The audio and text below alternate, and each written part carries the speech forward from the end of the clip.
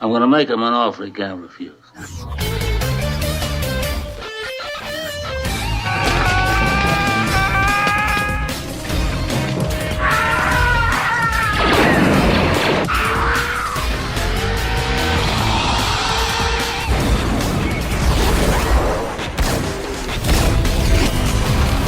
more you talk, the harder I want to hit you. I'm happy because of being here today. Fuck you.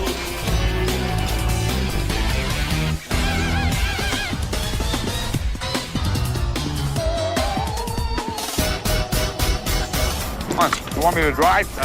You're supposed to be suicidal, remember? I'll Anybody drive. a drive? Get in the car.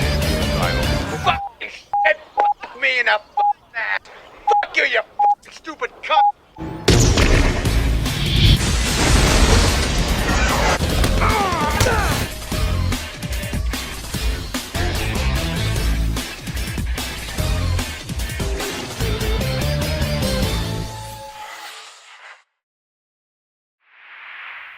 Hey everyone, it's Donji Corleone here, and I am here with a brand new movie review.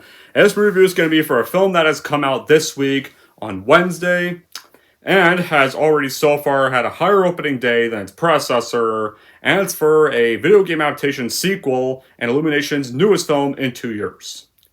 And that is going to be for none other than this week's The Super Mario Galaxy movie, the sequel to 2023's The Super Mario Bros. Movie, one of the biggest hits of 2023. And so, what is the plot of the Super Mario Galaxy movie? So, this one is adapting Super Mario Galaxy, and this time around, Mario and Luigi meet befriend the dinosaur Yoshi as they join Princess Peach and Toad on an adventure into outer space and across the galaxy. We're there, they meet Rosalina, well, not really till the ending. And they face off against Bowser and his son Bowser Jr. Well, there's a bit of difference with the plot on that one, but more on that later. So, as for my reaction. So, y'all remember my thoughts on... Let me get it out. Alright, y'all remember my thoughts on the Super Mario Bros. Movie from 3 years ago, and when those trailers happened. Y'all remember for the first movie's teaser, and when they announced the cast of it, we were like, what? And we saw the trailer, and we were mixed, but did not mind what we saw. Compared to what they were announcing in the casting. And then the movie came out.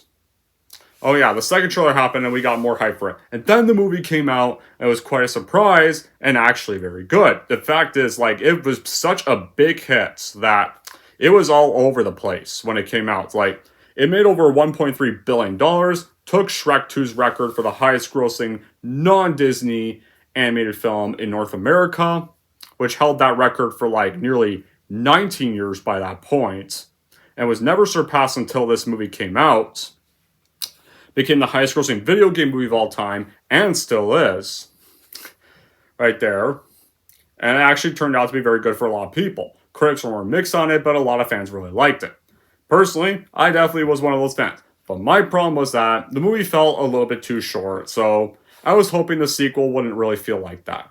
Then seeing the sequel trailers, I was way more hyped, and the sequel came out today, and how was it? Because while the critics are not liking this movie again, am I one of those people? No. Because you know what? I thought it was actually good. I thought this was better than the critics made it out to be.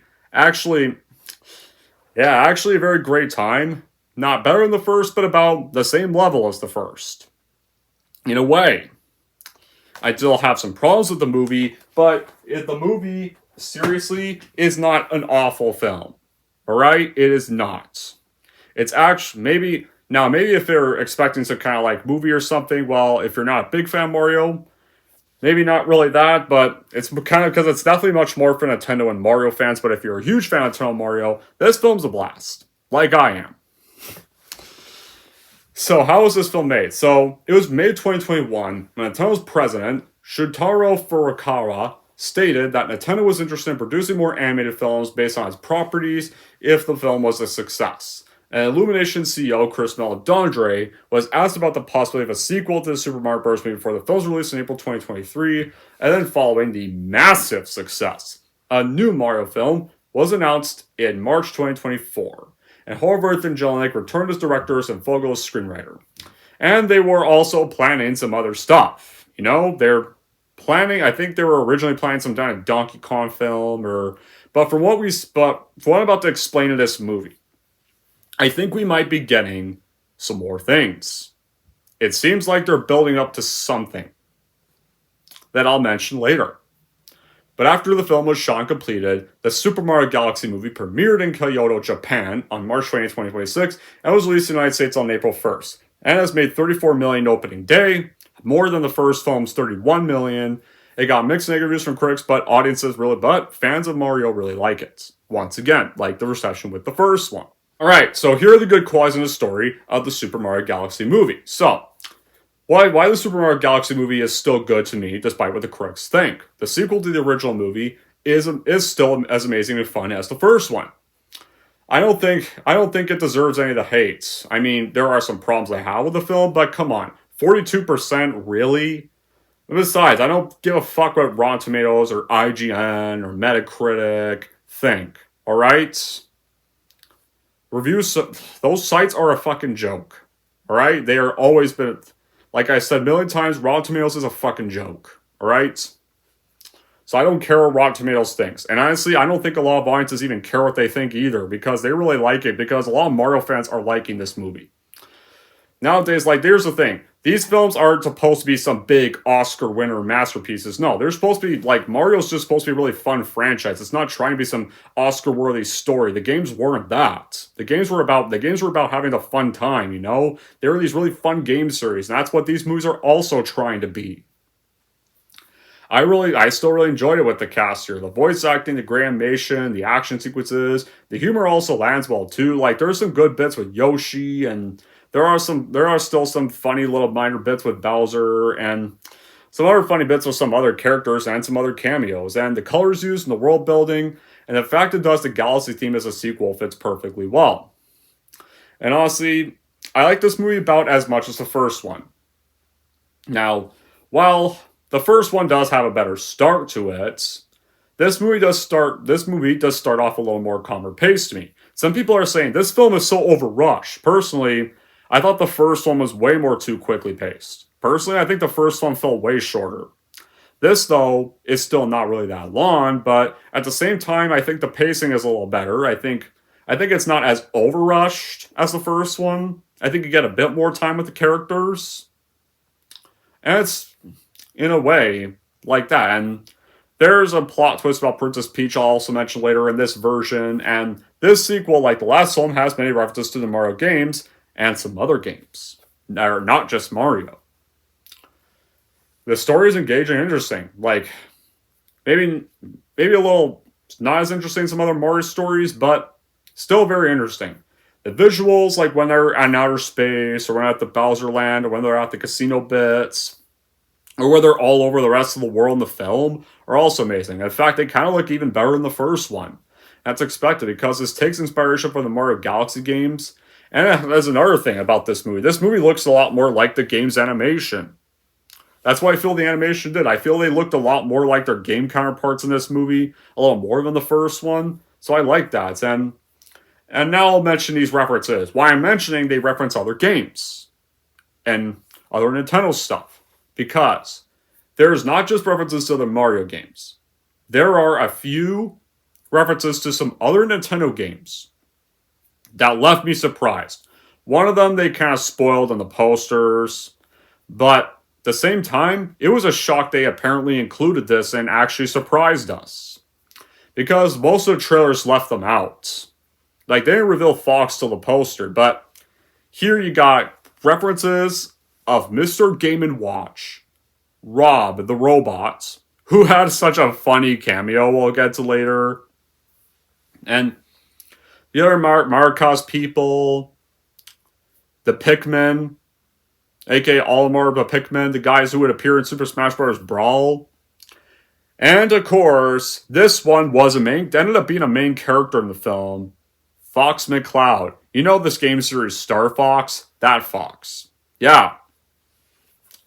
And there's a certain part of this backstory, I had some good animation I'll mention later, what I want out of this version if they do decide to adapt Fox into his own story.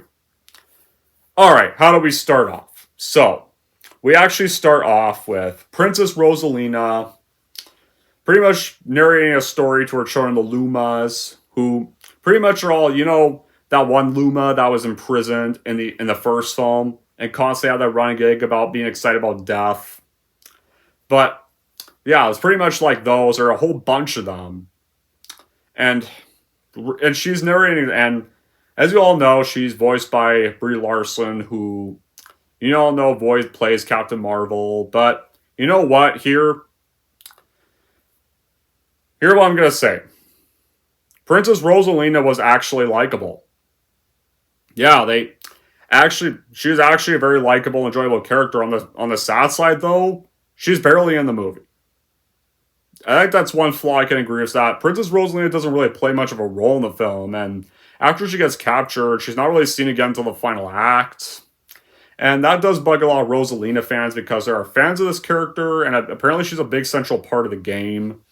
So that did kind of bug some people. I guess I can see where people are coming from when they don't like that bit. But he's narrating the story of them, but they're like, no, we want to hear the story about the Mario Brothers. And apparently the story is that this version of them, usually Peach and Daisy are sisters in the games, but this version, it's her and Rosalina being sisters. So there's a bit of a different part with that one. So it did like the slightly altered twist where her and Rosalina were sisters and not her and Daisy. Well, Daisy I'll mention near the end. There's something about that. And they have the sheer ability to create nature and life. Then one day their home got attacked by this unidentified enemy, and then she sent Peach to the Mushroom Kingdom to protect her, and then grew up and became that kingdom's princess, and right there, and that part, like that whole entire backstory does get summarized around a bit near the climax, and then when Peach realizes this, it kind of just randomly cuts away before when she gets that realization. I was really let that scene play out a little more, but more on that later. Then that's just where we go. When Rosie is trying to tell a story to Lumos before she sends them to bed, then Bowser Jr. arrives and kidnaps her. Well, that's where you get that scene in the trailer where she knocks out that robot, and then you get the whole Bowser Jr.'s entrance when they announced Benny Safdie to be voicing the character. The Bowser name shall be feared once more, and that's his entrance. And of course, then Bowser's Koopa assistant for the first one was there, and he's all like emotionally happy. I was like, "Oh, shut up!" And that's the thing. Benny Safdie actually does well voicing Bowser Jr. Right there. Some were a little iffy on this, but personally, I thought he actually nailed the role of Bowser Jr. And he did it much. Benny Safdie played a much better villain role here than he did playing the villain in that shitty Happy Gilmore sequel. Right here, because this one he gives a much better performance, and Bowser Jr. is actually an entertaining villain right here. Unlike the Happy Gilmore 2 villain who creates that stupid AI golf. But this one, he wants to drain her power and use it to fuel a planet-destroying cannon in honor of his father Bowser, and is also trying to set him free. Because remember at the end of the last one, he got shrunk by Peach and got a prisoner at castle after their final fight at the end of the first film. But that's how the movie does start off. Right there. You know where it's going to go. So if you're going to this expecting an incredible story, you're not really getting the point. Like, the story here, there's still a story. A story not half that bad. It's not an Oscar-winning story. Like, that's not what Mario is. That's not the point of Mario. They're not trying to be like some magnum opuses. They're just trying to be fun, entertaining films. Now I'm starting to get the point of that. Like, the characters in the world still feel alive and get quickly absorbed into it all. Every moment feels like a masterclass. The art direction, animation is still incredible. And one of the greatest strengths is how well it incorporates elements from the games. You got the planetary exploration, the gravity-defying sequences, the whimsical level design, or beautifully translated well into cinematic movements. And these references are not forced. They enhance the story, and they reward longtime fans of Mario, and not alienate newcomers. And here, Bowser Jr., that's more of an antagonist here. At the same time, you also do like their father and son chemistry with Bowser. I feel like they actually do work well as far as some of their scenes they have together. And once they do reunite, and at first, like throughout the film, like Bowser thinks his son hates him, but before he meets his son, like his son actually does well admire him and stuff. And Like here, Bowser Jr. is also portrayed as actually genuinely threatening and has an also intense and strategic personality. And it does somewhat make the stakes feel a little higher and give a darker, compelling tone to the story. And also, while the film does trip over some enthusiasm with its trying to please everybody, and the narrative sometimes doesn't really reach the emotional structural fitness of its processor because I like the bits when Peach does realize her Rosal does see the story of her Rosalina's sister-like thing, and when it sees the look of happiness on her face, it kind of just cuts to the next scene before getting much more of a proper reaction out of her. Like, it feels like a story being told, and it feels less like a story being told, and more of a assembled showcase. For some, that's what some people would think. So then we get to the Mushroom Kingdom, where Mario and Luigi, they're now heroes to the entire Toads for defeating Bowser, and they're exploring the rest of the world, and they're rehabilitating it. Then the brothers get called to inspect a disturbance in the desert, and right there, what they see is they meet and befriend this dinosaur named Yoshi. And you all know when they announced Donald Glover to be doing the voice of Yoshi, here's what I'm going to say. Despite that, Yoshi actually doesn't talk. He doesn't. No, like, he's voiced by an actor named Donald Glover, but he actually doesn't have any speaking lines other than his Yoshi remarks. So you know, Donald Glover nailed it. Nailed the Yoshi voice very well. He actually did very well. I like they didn't have Yoshi talk. I like they had Yoshi just be his normal self because Yoshi never talks in the games. He never did. If he randomly talked, it wouldn't really mean much because like that's the thing. So I like they kept Yoshi to his normal. He just makes the Yoshi sounds, and Donald Glover did the Yoshi voice terrific. Like apparently he's a big fan of Yoshi, so he actually ended up being a perfect casting for the role. Yeah, he actually kept Yoshi his normal self, and he actually was a funny comic relief. Although, I think if I had a problem with his entrance, it's how he pretty much discovered the whole world of Brooklyn is once he hatched, he goes out and then they play Notorious's B.I.G. song, Biggie, Biggie, Biggie, can't you see? And yeah, no, I didn't like that. Like, come on, do you have to play that song for Yoshi, really? Like, when he's wandering through Brooklyn at all the sites, they have that song playing. Like, it did not fit the scene at all. They should have picked a different song for that. And so, basically then, the one is and montage, it was in this Museum of Natural History, and he accidentally collapses the T-Rex sculpture, and he gets chased out by security all the way back to his world. And then basically they let Yoshi take along, and the citizens praise him, but then they see Yoshi gone, he's on one of their bikes, and he's on Luigi's bike, and then he goes with them for the rest of the film. Then when they get back, they attend Peach's birthday ceremony, and then when Toad meets Yoshi, he's like, oh great, so a dinosaur just shows up and now he's part of the game. And when he first meets Yoshi, and they pretty much then attend Peach's birthday ceremony, but Peach is not there because she doesn't really attend any of her birthdays, and I was really just kind of there, and right there he gives Peach this new parasol, and it's kind of hinted at Mario's feelings for her that he's too nervous to admit. And like throughout the film, Luigi and Yoshi keep kind of teasing him about this. And another thing about that, once again, Mario and Luigi's brother chemistry is still gold in this film. Like here, Luigi actually does feel like one of the other things is Luigi feels more like a character. Here, unlike in the first film where he was a captive of Bowser for most of the film, here he actually does feel more like a character in the role this time around. So I actually like he actually does feel like more of a character in the story now. It's one of the things the sequel does terrifically. And then, of course, this Luma that escaped captivity ends up crash landing the kingdom, asks for Peach's help, so she and Toad accept this. And of course, when Rosalina, one of the kidnapped Lumas, gets there, Bowser Jr., one of the things that makes Bowser Jr. threatening is when they get there and pretty much open their cell, Bowser Jr. does not hesitate to actually torture and stretch one of the Lumas. right there. This guy is not afraid. This guy's not afraid to hurt Kid Lumas. So that's another thing that make evil about him. Like, I like they actually play him a little more. They still have comedic elements, but when he's like threatening, they play him as a serious threat, you know? Like, Bowser is still an antagonist in this film, but he's more secondary this time around. This time, Bowser Jr. is more the main villain, and this makes Rosalina mad, and she pretty much then is able to free the Luma before her power is absorbed by Bowser Jr. quick, and so they pretty much go. So Peach and Toad then go to Gateway Galaxy. They leave the Mario Brothers in charge of the kingdom, and when they get there, their backpack gets stolen by this monkey named Yukiki, who then immediately takes it to this frog character named Wart, played by Louise Guzman.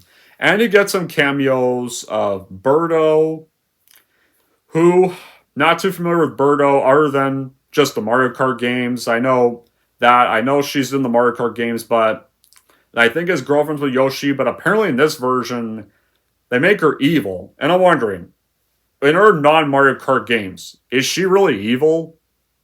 Or just this movie? Because I don't remember that. I don't remember her being evil. Or if that was just her first appearance or something. But those who are familiar with more games that feature Birdo that are not Mario Kart, let me know. But Birdo is one of the cameos. You know, like the Yoshi that has the big mouth and the bow on her head. That one. That character.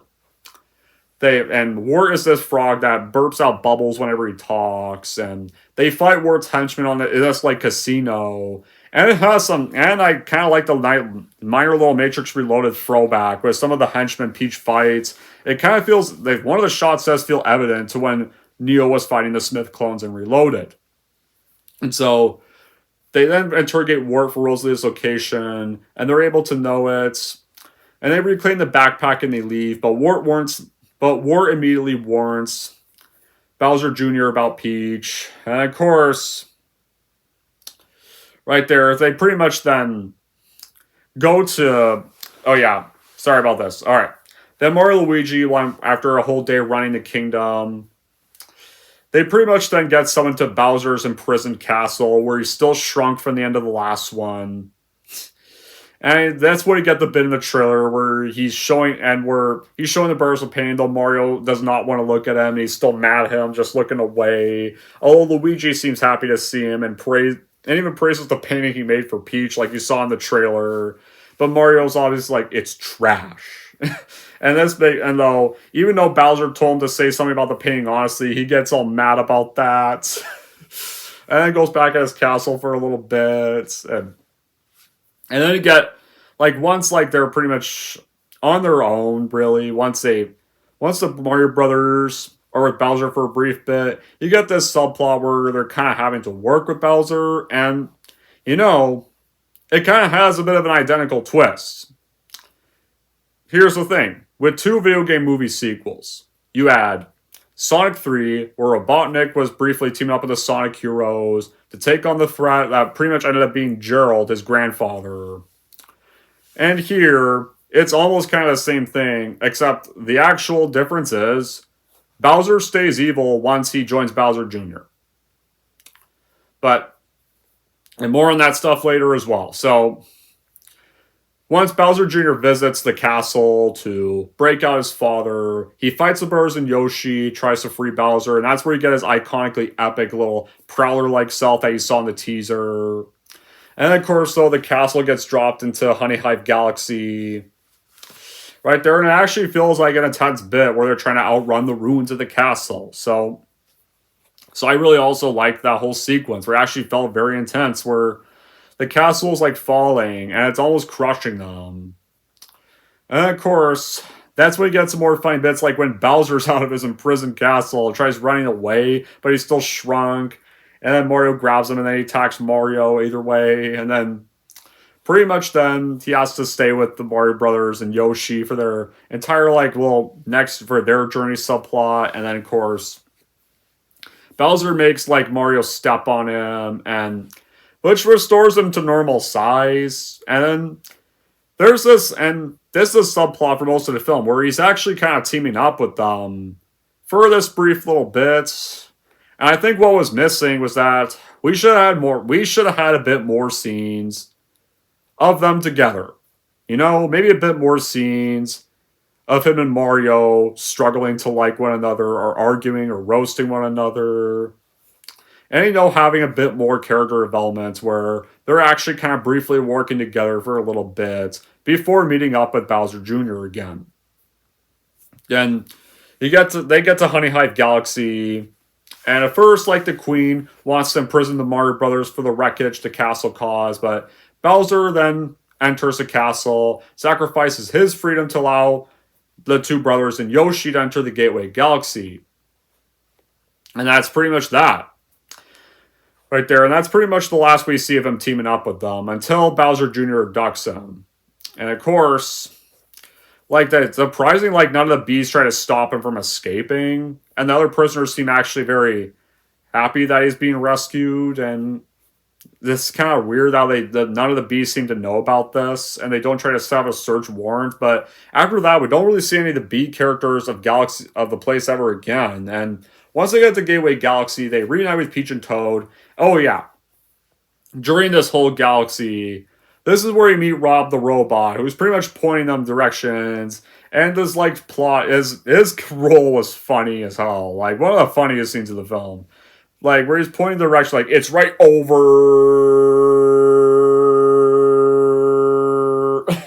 And he's taking a while to point because he's a robot. And they're just so annoyed, and they're trying to get their direction, but it takes so while. Right there, so pretty much that part was one of the funniest parts of the film. That got the biggest laugh out of me. Like, if you play and love Mario games, you'll definitely like seeing your favorites on a big screen as an absolute treat, and other Nintendo games as well. Right there. Here, the soundtrack of the film, there's not really any licensed songs apart from like 2 bits. A lot of the film does actually feel like remixes of the old Mario themes. So I like there was a bit more of its own soundtrack, where it's remixes of the games. So I'd also like that. That's one of the things that this one did better, is it actually made its own soundtrack and didn't rely on other songs. The characters here are amazing, and the non-Mario characters are not actually overused, and are a blast when they appear on screen. They add different plots of the Mario games, and it's actually another good thing. I already knew what I was going to expect here, and now I worried it was going to be a little overcrowded when I heard they were putting in a bunch of other Nintendo games, but it turns out it actually did pay off here. And the film was actually kind of a triumph. Like, the impeccable craftsmanship is there, the vibrant visuals are there, the excellent voice cast brings energy and personality to every corner of the galaxy. It's a feast, one that definitely sweeps the audience through a spectrum of emotions, from wonder to surprising poignancy. Right here, like, this is a movie where you can't pay attention to what the critics think. This is a movie you have to see and view for yourself, you know? If you're a Mario fan, you'll probably love this movie. If you're a non-Mario fan, you'll think it's probably alright. You know, this is a movie that's definitely more intended for Nintendo and Mario fans. Like, that's the thing. These are movies that are much more for the fans, really. Right there, that's kind of the thing. Like, it knows it's trying to be for the fans. And, you know, that's the thing. They're a love letter to the fans. Like, it's a film where fans would have a good time if they're familiar with Mario games. Like, Mario games are not about grand stories, you know? They're stories, but they're not about, like, grand, big, epic stories. Like, they're just fun, normal, fun children's stories. And, you know, and they're a film that children and adults can enjoy. And yeah, guys, adults play Mario. Mario's not just for kids, you know. It's still a pretty enjoyable experience. Right there, nowadays, a lot of people don't really agree with critics. And now we get to our other big cameo that actually plays a main character role in the movie. And this is where Peach and Toad meet the pilot, Fox McCloud, who, when we saw, now, one thing I will admit, I kind of wish they didn't spoil him in the poster, and I kind of wish they kept him a secret until the movie came out. So, that's why I can't think it would be much more surprising if they did that, but it was surprising to see all these Nintendo characters, Rob, the Pikmin, Wart, and Fox McCloud, all here, especially Fox McCloud.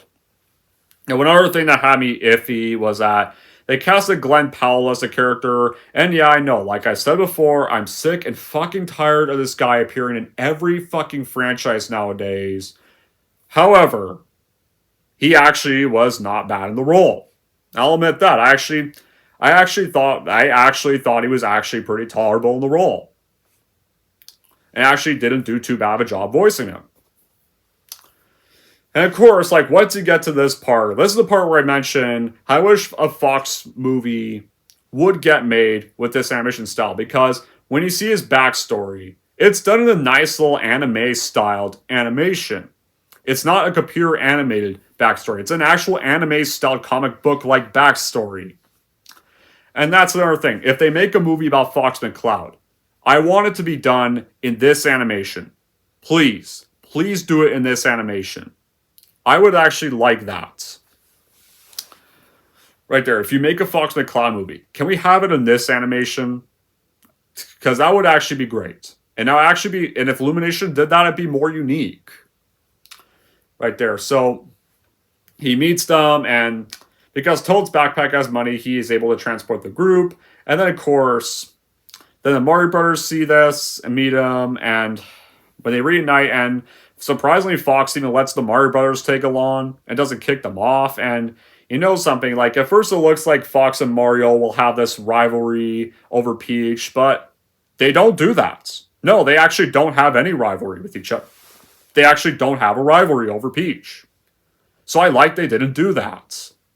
I like they decided, yeah, that's not worthy subplot. Let's not do that. So thank you. I actually like they did not do this whole subplot where one of them fights over the girl. No. They actually kind of made them like each other. And I like they didn't make Fox an asshole. They actually made him a likable character. Then, of course, though, Bowser Jr. sees this, and Bowser's like, I don't know if you should kill them. I kind of like them. So Bowser Jr., though, decides to just turn them into babies. Right there, because, like, Bowser's kind of bond with the brothers, and Mario sees that Bowser's betrayed them. And, well, at the same time, you know this was going to happen. No, Bowser was going to go back to being evil, because Bowser's a villain. Although, at the same time, I kind of wish he had more scenes with the Mario Brothers. But then, of course, they crash into Fossil Falls after the attack, and Mario and Luigi turn to their baby selves. And while Bowser, though, feels guilty, Bowser Jr. convinced them to stay in his role as the King of the Koopas. And you also get this other bit when he's reading a story of Bowser Jr. It's told like a puppet styled. And when they meet up, it's like, I thought I sent you to boarding school. I got kicked out of boarding school. It was boring. Which was another funny line right there. And of course, once they get there, when Fox is trying to repair the ship, Yoshi finds a scope and rescues the brothers and Toad. And Toad also got turned to a baby. And there's this Tyrannosaurus, and he rescues them from there. And he restores them to their ages. And Luigi's like, I kind of like being a baby, you know? And of course, the rest of the quest continues. So, another thing I forgot to mention about the score. Brian Tyler and Koji Kondo's score is also beautiful. When you have those scenes with the voice cast and the references, and the references, aren't distracting. These references are actually good fan service. These are actually brain rot done right. The actually good brain rot is these movies. Not like Minecraft with fucking chicken jockey idiots, or the Ralph Lava Chicken, or the I'm Steve memes. No. This is actually fan service that's actually normal, fan service that's actually not obnoxious, and actually earned, and actually developed. This is how you do brain rot, okay? This is the actually good way to do brain rot, without being overly distracting. And the action is still a major improvement. You have this climax scene with these gauntlet of obstacles, and when Bowser Jr. views this gauntlet, it actually is done in the classic style of the older games, like the original game. And you have with the fireballs. His story is a little more eventful. You give each character their moments that leads into sequences homaging the other games, and a really cool third act. And from the first scene, it pulls you into this good world with planets, visuals, a sense of scale. The frame feels carefully crafted. The detail makes the actual Mario universe feel alive in these movies. the kind of movie where you just catch yourself smiling constantly and just having a good time watching. And also, the horror story does really stand out. Beneath the action humor, you get a bit of an emotional core. While it's not over much of the movie, it does add depth to the characters that you already knew. Mario's not just jumping from planet to planet. Like, he's growing, struggling, connecting, that feels genuine. And the dynamic between the characters adds warmth and charm, and it makes a journey even more engaging. And there's even different layers to the movie where you kind of have to play through the games to understand, though. But if you're Mario fan and haven't played much of the games, you probably won't know the references either way. Right there. So if you're kind of familiar with Mario, you still kind of enjoy it. But if you've never played any Mario game in your life, it would be more of an okay watch. And the opening scene does captivate to start in 3D, because I did see this in 3D, and the 3D was terrific. So now we get on with the finale of the movie. So at the finale, Luigi tests his radio, and all the other Lumas that are hiding out at the castle hear it, and the Lumas in the observatory pick them all up. And then Peach reads about her origins and remembers them, but we don't really see much of an aftermath scene after just seeing the smile on her face. It just cuts away after that. And I think that was missed potential. We should have saw more of her reaction. Then Mario and Peach team up, and they sneak into Bowser's base, but they're caught and sent to a booby-trapped trench, and escape using the parasol. And then the way Bowser Jr. views this on the screen, it's viewed like the old game. And I really liked the whole graphics there, where it had kind of the theme song of the game and the sound effects of the game. And that's where they confront Bowser, and he tries to know there's good at him, but Bowser doesn't listen to this, and he drops him into the lava moat below. But, Bowser's not going to die. He just comes back as a skeleton, Dry Bowser. So you get Dry Bowser here. So anyone who's familiar with Dry Bowser would definitely be very excited for that. And then Luigi and Yoshi assist Mario Peach in fighting the two Bowsers. And Bowser Jr. takes on the flame power, and he summons this purple dragon. But he gets swallowed whole, and though Mario is able to rescue him. And they pretty much reduce them of their powers. And Bowser Jr. then goes off to go look for the rest of Bowser's skeleton parts. And so pretty much then, Peach uses her powers and rescues and reunites with Rosalina. Peach's castle gets rebuilt to the way it was. Right there, especially because her reaction was kind of funny when they saw the castle gone. And like, what happened to the castle? The castle died. It's no more. And though, before, with Peach's stunned face was hilarious. And, I kind of, though, they don't really play much of her shocked reaction to more, because I think a bit more of her being shocked would be kind of funny. Just seeing her castle's just gone. But they rebuild it. The Lumas all rebuild the castle. They help rebuild the castle. And that's pretty much that. And then, of course, the castle's then rebuilt, and really the movie ends there, but there is a post-credits scene where the Bowsers are seen in prison because Fox sent them to an actual prison. Not like the prison castle. An actual, prison now. An actual prison headquarters now. And then Fox flies off and goes home.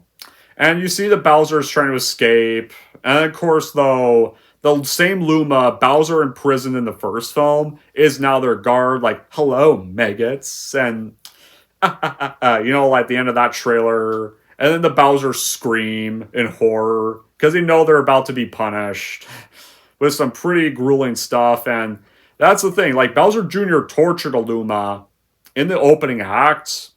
And I think now Bowser Jr. is going to get a taste of his own medicine from this one. So in a way, it's the good little karma payback for torturing one of Rosalina's kids. So now he's going to get the torture onto him. Good little karmic revenge.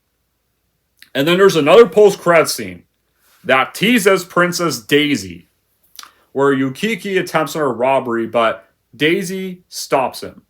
So in the next Mario film, Daisy is going to appear. You all know that. So that's exciting to see. But that's how Mario Galaxy movie ends. And you know what? With this kind of ending, and Star Fox being in this movie, I am wondering, could Illumination and Nintendo be planning something epic for their Mario franchise? You know, could we be getting more Nintendo characters getting their own films, whoever they own the rights to? Like a Star Fox movie, I'd kill to see. You know, I like what they could be hinting at. Maybe these two could be doing more Nintendo projects and could be doing their own universe. Like maybe we could be getting a Smash Bros. Movie since Illumination has the rights to some Nintendo's characters. Though at the same time it would be kind of hard considering Sonic is in Smash Bros. Now and he's owned by Paramount, Pokemon's in Smash Bros. And they're owned by Warner Brothers. And it would be kind of hard. And I don't think any of those studios will. And too soon, both Warner Bros. And Paramount will be merged together. And I don't think they'll want to work with Universal. But I would kill to see a Smash Bros. Movie. But I guess if they are only able to use Nintendo's characters, it could be huge and it could work. Although, I do remember Sonic's voice actor Ben Schwartz has said that he would actually like to see this Mario and his Sonic actually cross over. If Universal and Paramount were willing to work something out, he actually would kill to do a crossover with Chris Pratt's Mario. Because like Mario and Sonic crossed over in their Olympic Games series, and yes, said he would actually be down and excited to do a crossover if it could happen. So I hope the studios could work something out. Hopefully. It probably might not happen, but it would be hard to do because Sonic's in live action, but if they're able to work that out, that would be dope.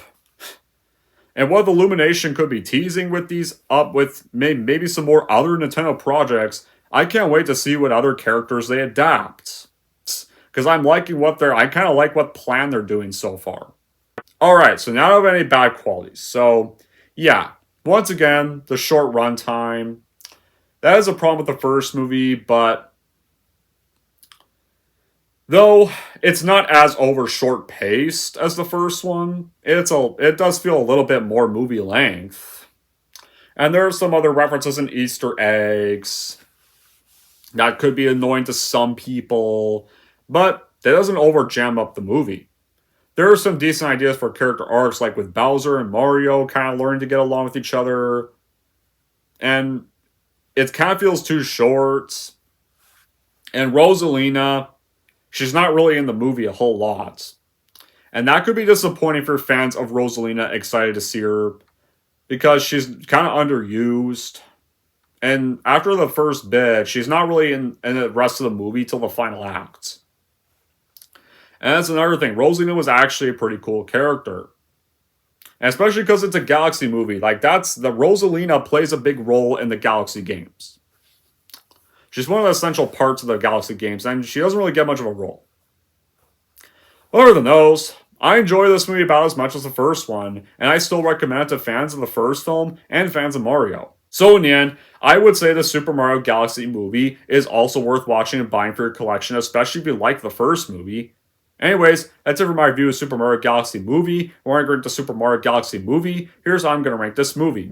So overall, if you're a fan of Mario Galaxy, a fan of the first film, and a fan of Mario in general, then I would still recommend watching and buy this movie for a collection for sure, no doubt. And if we're going to rank the Super Mario Galaxy movie, I'm going to give the Super Mario Galaxy movie an 8 out of 10.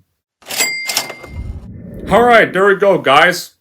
That officially wraps up my review for the Super Mario Galaxy movie. Now I want to know in the comments down below what you guys think about this movie, whether you liked it as much as the first one, or whether you're just not as big of a fan of it for personal reasons. And until then, guys, that'll be it for this review. Thank you all for watching. If you like this and want to see more, don't forget to subscribe to Don G. Corleone.